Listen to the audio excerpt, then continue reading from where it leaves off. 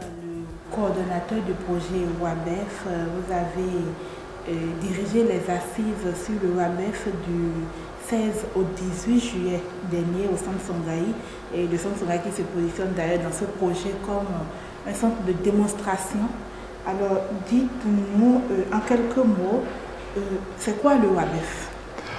Alors, le projet WABEF est un projet européen qui vise la promotion de la méthanisation en Afrique de l'Ouest. Alors, la méthanisation, pour quoi faire? Pour recycler les produits résiduaires organiques, donc c'est-à-dire les déchets organiques produits par l'homme, en énergie et en fertilisant. D'accord. Ça fait déjà plus de 3 ans que vous pilotez ce projet-là. Dites-nous maintenant comment est-ce que vous avez travaillé, avec qui vous avez travaillé, comment est-ce que ça s'est passé d'une façon générale? Alors, le projet WABEF est un projet dont l'idée est née lors de mon passage en Asie. J'ai travaillé quelques années au Vietnam et j'avais voulu évaluer, ou en tout cas, évaluer la position de la méthanisation dans les fermes familiales vietnamiennes du nord du Vietnam. Et je m'étais rendu compte que ces digesteurs ne fonctionnaient pas très bien et qu'il y avait besoin d'une gestion agronomique des nutriments pour boucler le cycle des matières organiques et pour que ces digesteurs soient le plus intégrés possible dans un système agricole qui relie les productions primaires, donc les cultures, la gestion des déchets et l'énergie. Et donc, je me suis aussi rendu compte qu'en Afrique de l'Ouest, ce développement de la méthanisation n'était pas au même niveau que dans les autres régions du monde. Et je me suis dit, pourquoi pas, puisque nous sommes dans un climat favorable. Et c'est à ce moment-là que j'ai eu l'occasion de rencontrer un certain nombre de partenaires, comme les personnes de l'université Cheikh Anta Diop au Sénégal, le centre Songhai ici au Bénin, et des collègues au Mali. Donc ça a été un premier cercle de partenaires avec qui nous avons commencé à réfléchir au développement de cette idée et à la soumettre finalement à des bailleurs de fonds potentiels. Et c'est comme ça que nous avons pu soumettre, en associant enfin le centre RUAF des Pays-Bas et l'Institut africain de gestion urbaine de Dakar sur les questions de démarche participative.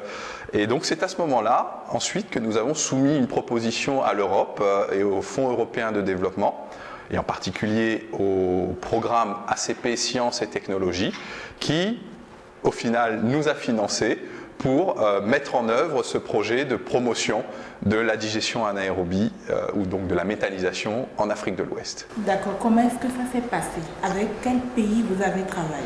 Alors, concrètement, effectivement, nous avons travaillé avec 3 pays cibles ouest africains, donc le Bénin, le Mali et le Sénégal. Et nous avons travaillé aussi avec la France, donc, qui est le coordonnateur de ce projet, et les Pays-Bas. Ok.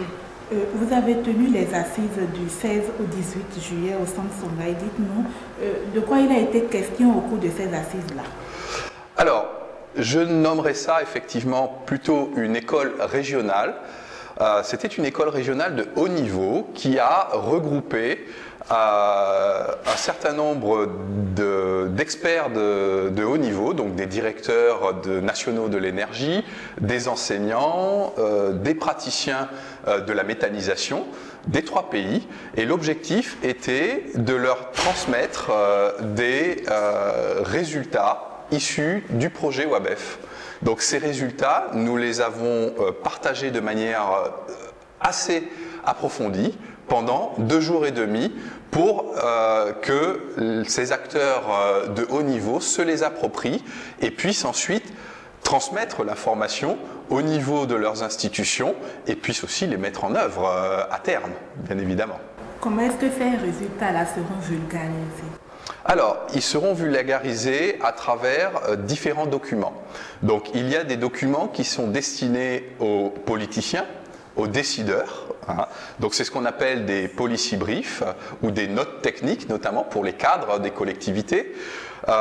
Il y a des outils, on va dire, d'évaluation des différentes étapes de la chaîne de valeur de la méthanisation qui, eux, sont destinés plutôt aux praticiens qui voudront évaluer la mise en œuvre d'un projet, par exemple, ou évaluer un projet de méthanisation qui est déjà en cours, par exemple, à travers donc différents outils qui vont répondre à chacune des questions spécifiques de la chaîne de valeur. Donc je pense à l'évaluation et à la caractérisation du gisement des matières organiques ou des déchets organiques.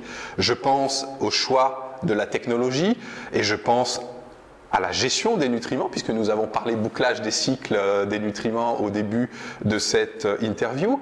Et je pense aussi à des outils de business model, de business plan qui permettent d'approcher cette chaîne de valeur à travers le marché et voir si elle est faisable et viable sur la durée. Et enfin, ces outils seront présentés dans des cursus de formation.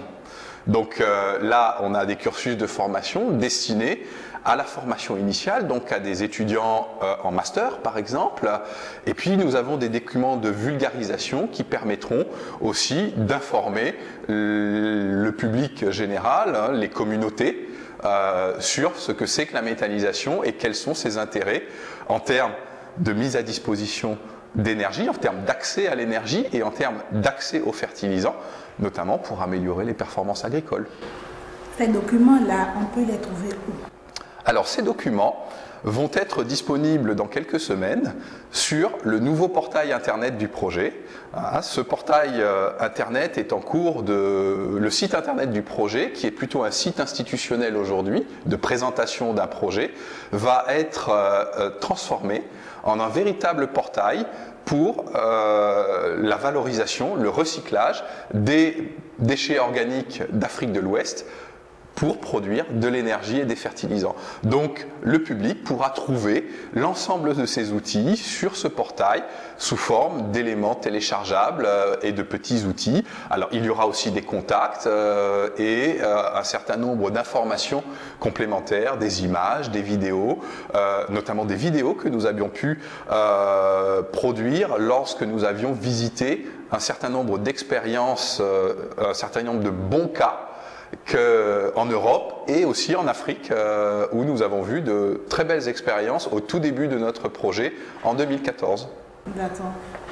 Une dernière question, c'est que je trouve que ce projet-là va résoudre en une fois un certain nombre de problèmes. Il s'agit des problèmes environnementaux, des problèmes d'accès à l'énergie aux populations, un problème qui se pose vraiment en Afrique, et aussi de fournir des fertilisants bio pour l'agriculture. Bon, je suis un porteur de projet de production et de l'électricité au profit des populations. En quoi est-ce que ce projet-là peut m'aider de façon concrète? Alors, de façon concrète, effectivement, nous avons des outils qui vont permettre d'évaluer les différentes étapes de cette chaîne de valeur. En fait, un porteur de projet pourra avoir accès à des données sur le gisement des matières organiques. Alors bien évidemment, il reste encore un travail à accomplir, notamment par les différents services publics, pour pouvoir mettre à disposition ces données dans un premier temps. Mais l'objectif, par exemple, de notre école régionale qui a regroupé un certain nombre d'acteurs de haut niveau, visait justement à ce que ces acteurs s'approprient ces outils, ces méthodes, pour qu'eux-mêmes puissent les mettre en œuvre afin ensuite de mettre à disposition des données. L'objectif, par exemple, pour qualifier, pour savoir quelles sont les quantités de matière organique qui sont disponibles sur un territoire. Lorsque ces données sont disponibles, et si elles sont disponibles au niveau des services statistiques publics, l'opérateur n'aura pas besoin d'aller mettre en œuvre des enquêtes pour aller compter, pour aller quantifier ces déchets organiques sur le terrain. Donc c'est un gain de temps considérable pour un futur porteur de projet. Pareil, l'utilisation du digestat qui va être produit. Il y a aujourd'hui un outil de calcul de la fertilisation raisonnée qui permettra aussi à un conseiller agricole de donner un conseil à un agriculteur à travers l'utilisation des digestats. Donc nous avons effectivement essayé de balayer l'ensemble de cette chaîne de valeur, et un porteur de projet doit aussi savoir quelle est la viabilité de son projet et quelle est sa faisabilité. Et donc, s'il veut pouvoir faire financer un projet viable, il doit forcément s'appuyer sur un business plan pour aller contacter une banque, pour aller contacter un bailleur potentiel. Et ça, c'est aussi des documents, un outil que nous allons mettre à disposition et sur lequel, effectivement, un porteur de projet pourra être accompagné par des institutions comme Songhai, par des institutions comme AEDR Teriyabougou au Mali, ou par des gens comme l'Institut africain de gestion urbaine à Dakar, par exemple. Voilà. Merci à vous. Je vous en prie.